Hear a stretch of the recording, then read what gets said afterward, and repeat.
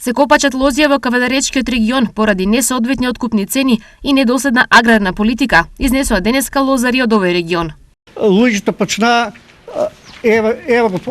почна сега да ги крчат или да ги копачат по наша лозата, ето до кај стигнаме. А зошто? И други ги остават и не се враќат, ни ги кројат, ни колци вадат, ништо. И фактички лозарството сега моментално, како и сите гранки, умира.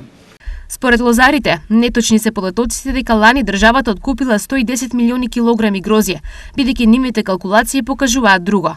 И фактички од 110 милиона килограма гројзе се откупи околу 72 милиона килограма гројзе во винариите, а после околу 3,5 милиона има извезено винско гројзе во странство и трпезно гројзе има околу 3 милиона. Фактички тоа е 80 милиона. И сега од 80 милиона до 110 милиона, еве јавно го прашувам министерот и вие новинарите, поставите му едно прашање.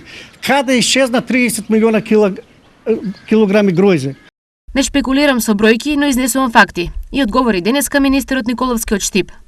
Не можем да шпекулирам со бројки, се знае вкупното производство на грозје, се знае вкупниот откуп и целиот откуп е реализиран 100% минатата година.